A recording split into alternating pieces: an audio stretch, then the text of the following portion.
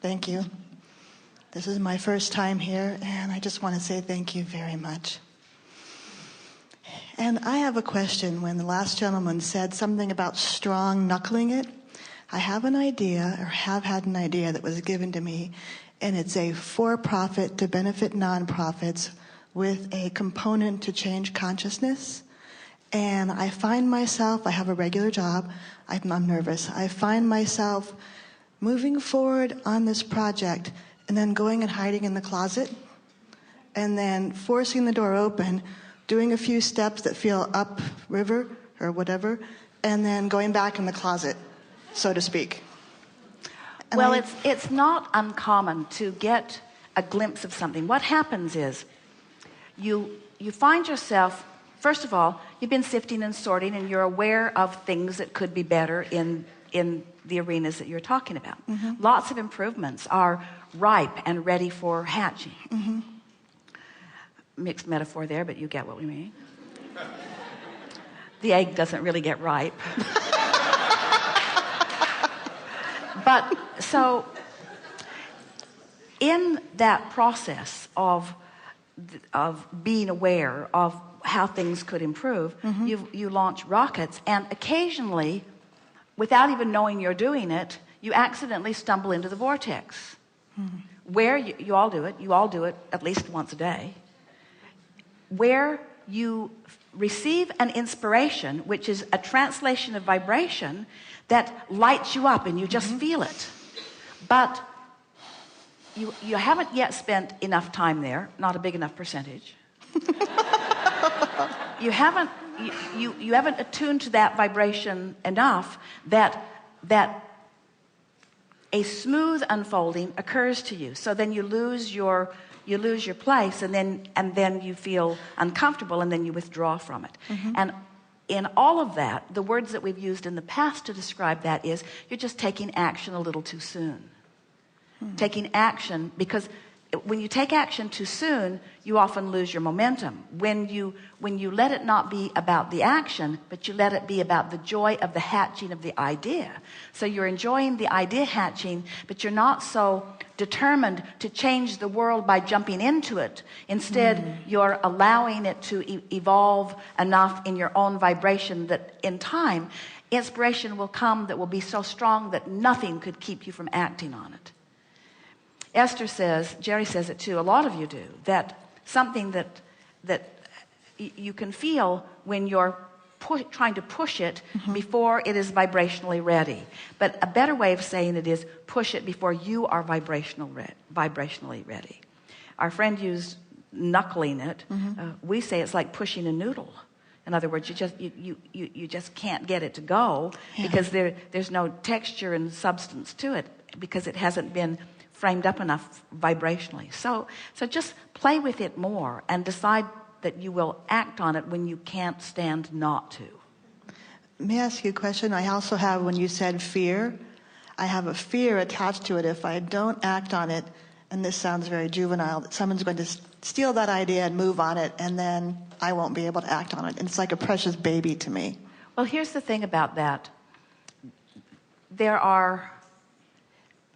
Everything is continuing to expand. And if your involvement in life has caused you to give birth to an idea, that idea is a creation that has everything about you connected to it. It is vibrationally encoded to you and by you and through you. And no one else can ever hook up with that you have given birth to.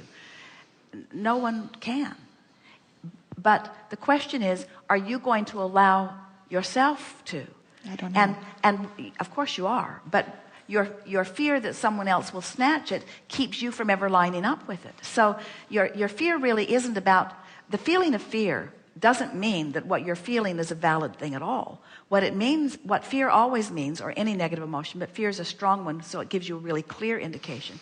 Fear always means the same thing. It means you're vibrationally out of sync with something that you want. Mm-hmm. So when you fear that someone's going to take it away from you, it just means you fear the absence of something that you want, and you've manufactured the way in which you will be deprived of it. I will be deprived of what I want because someone else will take it away from me and keep me from having it. Well, that just can't. You can deprive yourself of it in a lot of different ways, but there's no point in depriving yourself of it. And fear just means you're doing it now, you're doing it now, you're doing it now. You're depriving yourself of the joy that you could be having right now if you'd think a different thought. Put it that way. You're not depriving yourself of a future manifestation. You're depriving yourself of the joy of this moment. That's what negative emotion means. I'm depriving myself of the joy of this moment. I'm depriving myself of the manifestation of joy. I'm depriving myself of alignment with source. I'm depriving myself of future benefits. Blah, blah, blah, blah, blah. The bottom line is I'm depriving myself of the potential joy of this moment. If you can get into that logical, from our point of view, aligned place, then everything will sort of line up for you. So do I just sit until the time feels right with that in mind, or what would you recommend? We would go general. We would say, I'm trying to act too fast. It's not ready for me. I'm not yet in alignment with it enough to see it clearly. If I act now, it'll be harder work than it needs to be. I'm going to wait until the universe gets it all lined up. I'm going to let all the cooperative components get assembled. And while the cooperative components are being assembled, maybe they already have, I'm going to work on being a cooperative component, and I'll know when the time is right. It happens to you all the time. You think about those times that you were going to a crowded restaurant and you knew that your place was waiting for you, and when you got there, it was. That means that your action was inspired from alignment. Think about those times when you were on your way to a crowded restaurant. You knew it was going to be a hassle to park, and it was. And I can do that with restaurants and parking spots, and this idea I seem to have. But it's the same thing. It is exactly the same thing. The difference is, only difference is in when it feels, when you believe it is more difficult or when you believe it is bigger, then you place more limitations on yourself. But it's the exact same law, and it's the exact same emotional goal. Let your goals be emotional. Rather than saying, I'm going to figure out a way to augment an existing system that will really improve it in dramatic ways, say, I'm going to enjoy thinking about an improved system, because you can accomplish that today. You can accomplish that now, you see. And all of your power is in your now. So if you say, well, I'm going to worry about this today, and I'm going to worry about it tomorrow, and I'm going to worry about it the next day, and I'm going to worry about it the next day, and I'm going to worry about it the next day, and then I'm going to take a class about it. And eventually, I'm going to get to the bottom of this problem, and I'm going to solve it. And we say, no, you're not. But if you say, I'm going to feel as good about it as I can today, and I'm going to feel as good as I can about it tomorrow, and I'm going to extract as much pleasure from the idea of it as I can today. I'm going to enjoy my thoughts around it. I'm going to connect with the source within me, and I'm going to discover the resonance with my source, and I'm going to figure out what my source thinks and, more importantly, feels about this. Then the ideas start flowing. And when the ideas start flowing, pretty soon, an idea, you see, let's start again. So we talk about this vortex. We point at this invisible place, and we talk about this vortex, and we tell you it's real and that everything you want is in there, and you think, how much did I pay for this? But we insist that it is, because we know that there is a vibrational version of everything that you want that is valid and real and vivid to us. And that if you can catch the feeling of it, that it will begin to reveal itself to you. As soon as you vibrationally become a cooperative component to your own vortex, then you begin to decipher the vortex. You begin to perceive it. So how does the perception first come? It comes in the form of emotions. Barbara will say to Esther, goosebumps all over my arms. And Esther just loves reaching over and feeling Barbara's goosebumps, because they're really goosey goosebumps. Really good goosebumps. And it's validation. It's validation that the thought that she's thinking is in complete alignment. So the first manifestation, let's call it what it is, a manifestation, is an emotional manifestation. It's a feeling. But the next manifestation, goosebumps, that's a manifestation. The next manifestation is a thought. and then a stronger thought, and then words that begin to flow into your mind, and then rendezvousing with people, and then hooking up with articles and hooking up with others. In other words, this isn't indication that somebody's stealing your idea. This is indication that you're on your wavelength. This is indication that you're really onto something. This is indication that you're becoming a cooperative component to other minds that are thinking in the same way. Because the things that you want to accomplish, you're never going to accomplish them single-handedly. It's a collectiveness of cooperative components that comes together that joyfully brings about this expansion, this manifested expansion of this time-space reality that you're focused in, you see.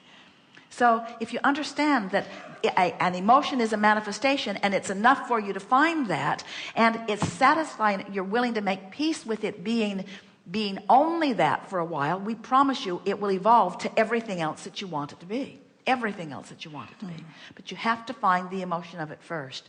And you have to be able to stay in alignment with the emotion of it long enough that you train yourself into the frequency that allows you the vivid view of the full-blown manifestation.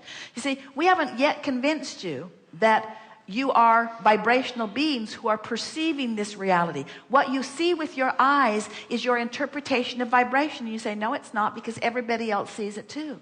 And we say, they are interpreting the vibration the same way that you are, or in a similar way that you are. And that's why you have this perception of reality.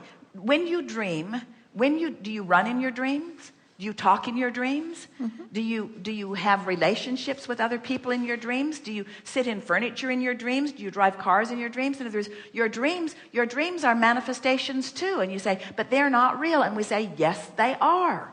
They are interpretations of vibration. They are real. This is just a more solid dream. This is just a more agreed upon dream because more people are perceiving. But it is still as fleeting as any of you make it be, or as solid as any of you make it be. You control the way this dream that you call reality progresses by your focus, by your alignment with vibration. So until we convince you that you are vibration, until we convince you that it is perception, how does that feel? This doesn't feel like perception. This feels like reality. It feels real, but it is perceived. It is being perceived through all of the vibrational interpreters. So you can feel it and you can see it in its time space. There are all kinds of scientific equations about it, about its mass and weight and density. In other words, scientists have really gotten carried away in their explanation of this reality, but we want you to know it's all perceptual, and that in the vortex, everything that you desire will come into something that is as solid and as real as these manifested material objects. How do you think this physical world came to be? It is thought that was thought upon until the amassing of the materials that are only perceptual. Perceptual. It's perceptual. Everything is perceptual. Okay. Everything is perceptual. So if you say, all right, then I'm going to perceive this stuff from a more joyful point of view, you're going to be knocked over at how much other perceptual things begin to come into reality for you. But you got to approach it as vibration, not as reality. That's how things shift. And with the fear and resistance that comes up, fear of, I'm used to doing things on my own, and collaborating makes me nervous. A lot of this is making me very nervous, and I don't know what to do about that. Well, if you're nervous, you're out of whack, so stop it. Okay. It just means you're getting too specific. You're getting specific before you're vibrationally ready, and so your specifics are taking you in the wrong direction. That's what it means. Okay. Go general. Okay. So give us some specific words that make you nervous.